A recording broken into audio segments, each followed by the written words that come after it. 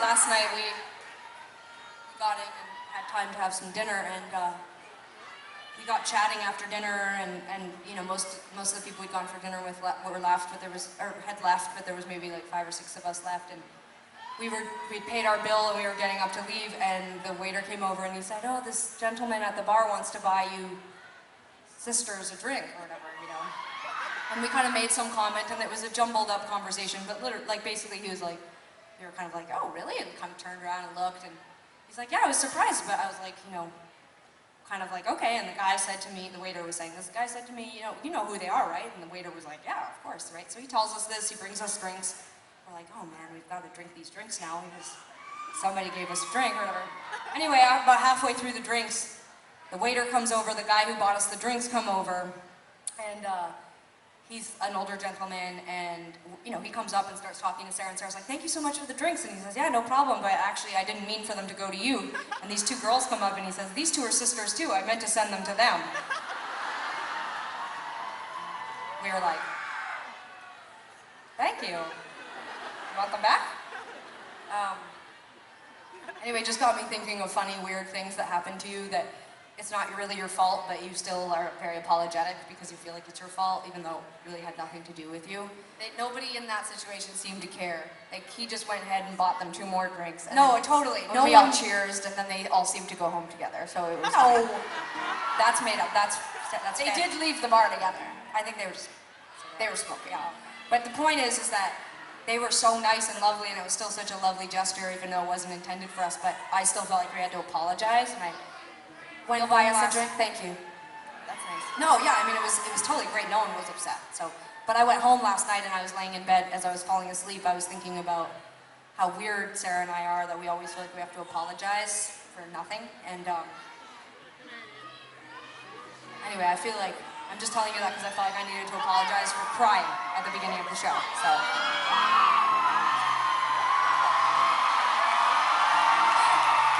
I'm dedicating this song to all the other crybabies. Actually, I have to tell you something else now. Sorry, it's like a slippery slope, but last year on my birthday, I went to Hawaii, and it was so fun. It was my 2nd vacation as an adult, and I had such a great time, but I didn't bring a cell phone or a computer, and so I felt a little detached on my birthday. And when we got up in the morning, went down to the place where you rent the beach chairs and stuff, the guy who was serving me, he was a lovely gentleman, maybe in his 50s, and he looked at my ID and he said, "Oh my God, it's your birthday." And I was like, "I know," and he was like, "That's just amazing, that's so great." And he said, "My mom had 12 children, he said, I had 11 siblings, and my dad died when we were really young, and so my mom had to raise all 12 of us by herself." Seems like a fairly inappropriate response. I mean, she did a great job, apparently. The guy seemed really nice, so.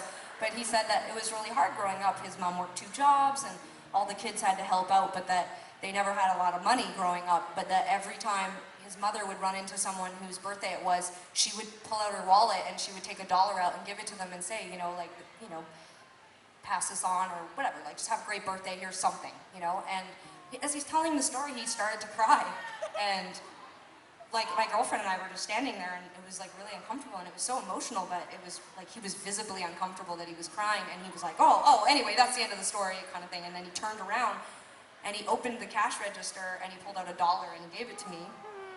And I like did exactly what I just did a few songs ago. I totally welled up, and I was all like, "Oh my God, thank you, that's so wonderful." And then he was like, yeah, okay, whatever. And so he turned around and went to close the cash register, and I overheard him say to himself, like, "Stop it, you baby." And for the rest of the 10 days that I was there, every time we would see him, he'd be like, "Don't worry, I'm not gonna cry." That's me.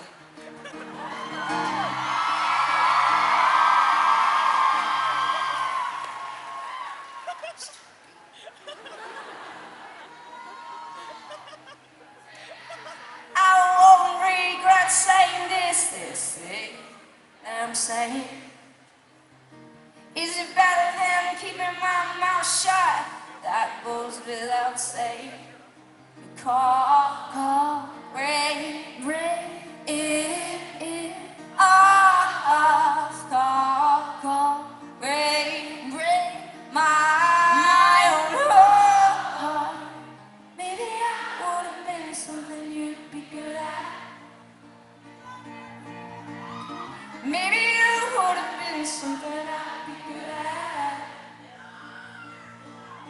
now we'll never know. I won't be silent in case I'll go there every day. I'll make myself feel bad, there's a chance I'll start to wonder. This is the thing to do.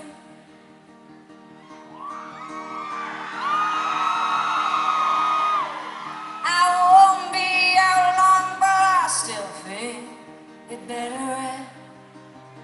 You take your time coming over here, I think that's for the best. Call break it off, call break my heart. Maybe I would have been something you'd be glad. Maybe you would have been something I'd be glad. But now I never know. I won't be silent in case I'll go there every day. I'll make myself feel bad, there's a chance I'll start to wonder. This is the thing to do. I start to wonder.